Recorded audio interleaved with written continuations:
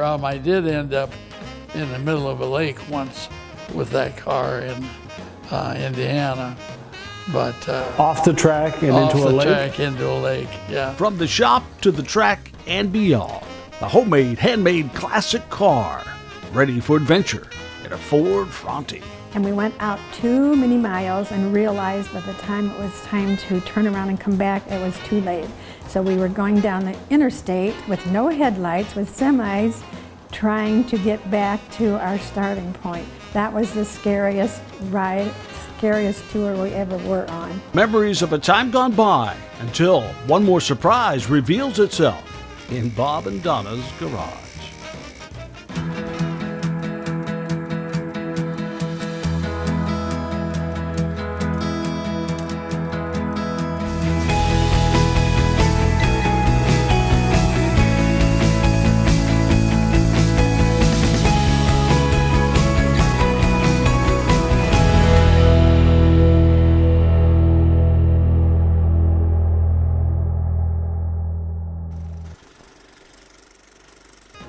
Fronty Ford was the name they gave it.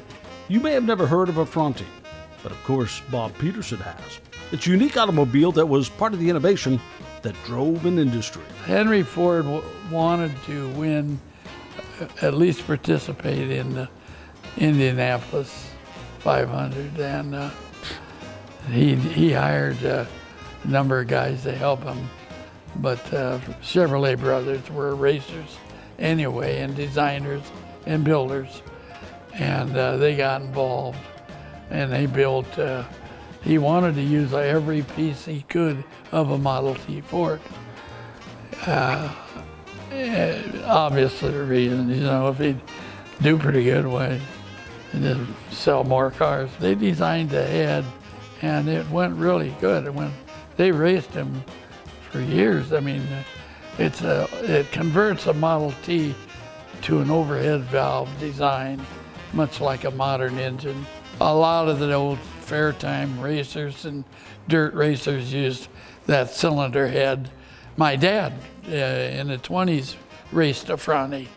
And of course, that meant Bob raced them too.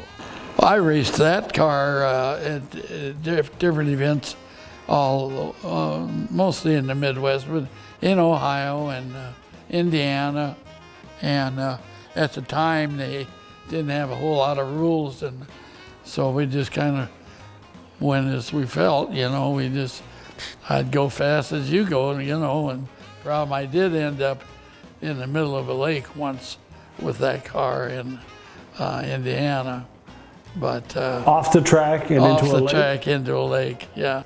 So he liked it so much he decided to make his own. What you see here is the work of what many would call a genius. Bob built a car from a basic photograph of a 1927 Fronty. What's unique about racing this particular car? What is it about it that you had to work maybe differently than another race car? I built every inch of that car. I machined every piece of it.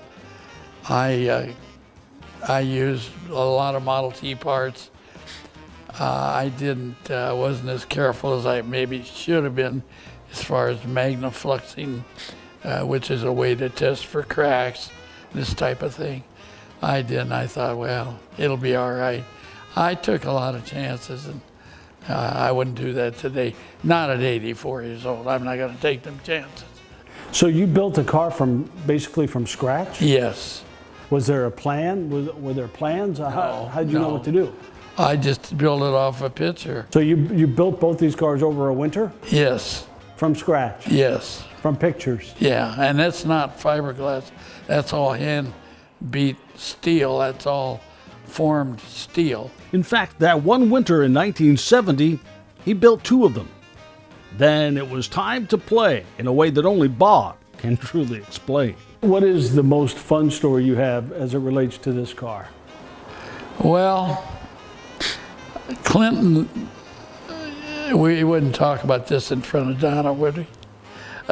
Clinton used to have this car show, Riverboat Days, and one time I got invited up there to a car show, and I brought that car, and this they were building a dam or a dike. There was mud everywhere. It rained, and it didn't help the cars show out. And this gal come over. She had a white slacks and just pure white, and dressed to kill. And I don't know whether she was one of the singers or whatever they had. And she wanted to know if I'd give her a ride. Of course, who could say no? I started out in a little area that wasn't quite so bad, and she kind of giggled, and she thought it was fun because a big gob of mud flew off the front tire and got on her. And I said, if you want mud, I'll get you mud. So I took it out and spun around all over, just covered her up with mud. Was she still smiling at the end? Yes, she was. So Bob and Donna hit the road for more adventures. Kansas City, here they come. And we went out too many miles and realized by the time it was time to turn around and come back, it was too late. So we were going down the interstate with no headlights, with semis, trying to get back to our starting point. That was the scariest ride, scariest tour we ever were on. And I can imagine just the force of a semi driving by a small car like that. You must have felt so small. Yes, yes. And the smells of the interstate, you know, because there's no rolling the windows up in these cars because there aren't any. Driving it when things are running smoothly was a challenge of its own. The Model T has 2 speeds forward. You left pedal, you push down and that's low. Halfway out is neutral, all the way out is high. The rear end is 2 speeds in the rear end. So you take, that makes us 6 speeds forward. Then there's 3 speeds in the transmission behind the Model T. So you can cross shift it many ways. You can do all kinds of trick things. Would Donna give it a try? No way, no. No interest? No. We can't talk you into it right now. No, too many things to remember. Yeah, I can't think of all those things and steer. Steering clear of highways from then on, Bob and Donna decided to clown around a little. Closer to home, a little help from family. Well, we were going to different places with the, they called it the AARA. We had a clown, Bummer the Clown, and I decided I was going to make a shrinking act. And we had this piece of plywood. Jimmy Gerber rigged up a wall, and we were going to be behind the wall, and then we were going to take out the big one, and then we had one of the kids, Boy Paul, dressed up like a clown. Then he would go out, and then we got a radio-controlled one with a little clown sitting in it.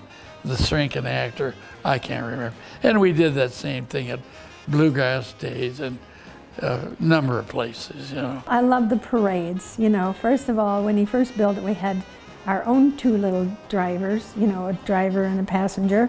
And then as time passed and they outgrew it, then we had grandchildren that could take it in the parade.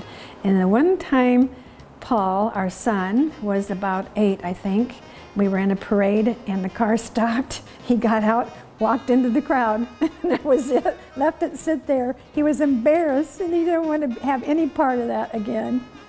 Now, did he do it again after that? Oh, I think so. I think we probably bribed him. That works. But, of course, bribery will only get you so far.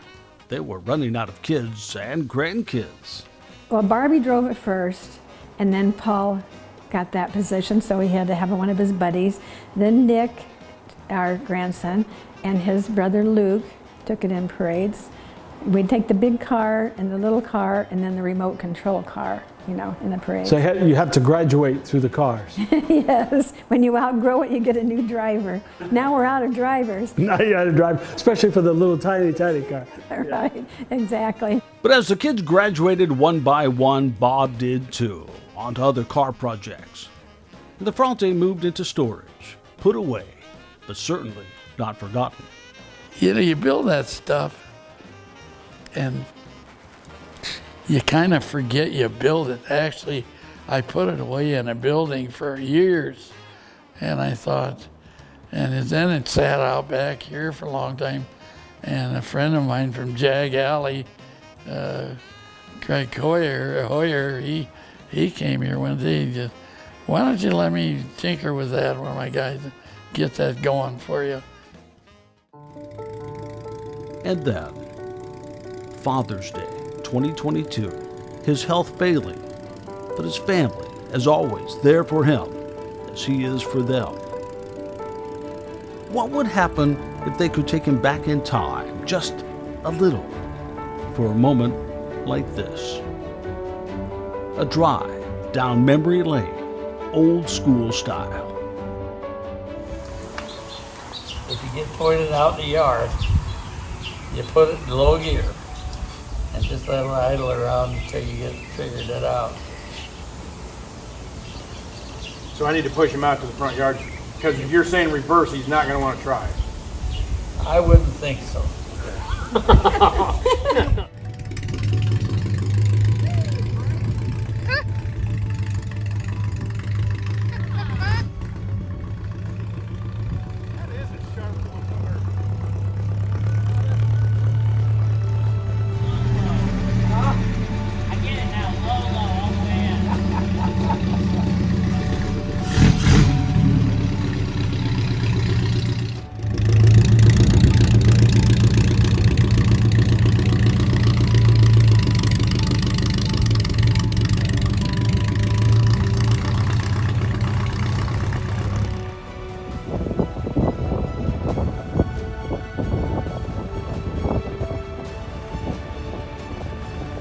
And now, what was it like last weekend on Father's Day, seeing your grandson and your wife back in this car, enjoying this car again? Oh, that was a thrill. It was a thrill to see. First off, it's not an easy car to drive. It takes a fair amount of understanding of the Model T engine. It's got 12 speeds forward. And any one of them can mess you up, you know, if you shift it wrong. And Carter got in that thing, and I told him a couple times of what to do, and by golly, he was driving me around the front yard. I just thought it was pretty cool. That must have been emotional for you. It really is. It really is. It's I actually got tears.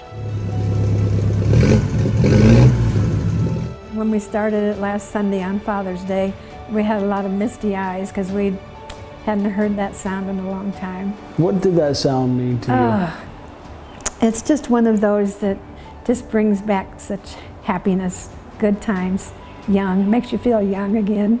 Although I had to be lifted to sit in the car because I couldn't get in by myself. And something also happened on that, which has happened to you before. We do have to sometimes have help getting back to, as I said, the starting point. This time we ran out of gas, so we were in the front yard though, so that was good.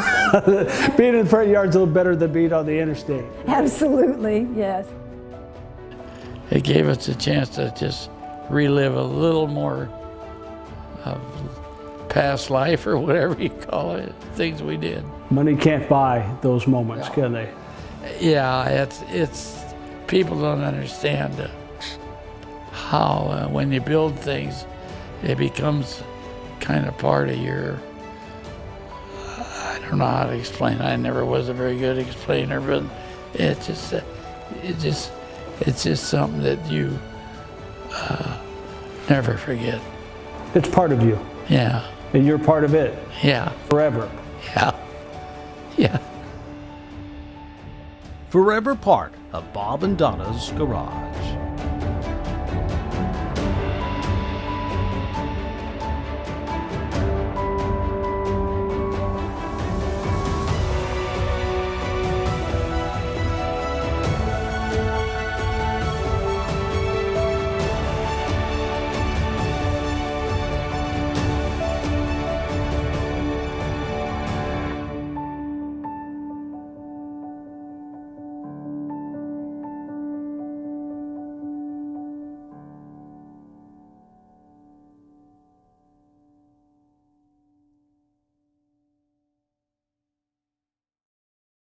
Watch the whole series on our YouTube channel now and listen to our podcast. Subscribe, share with a friend. This is The Heart of the Story with Gary Metivier.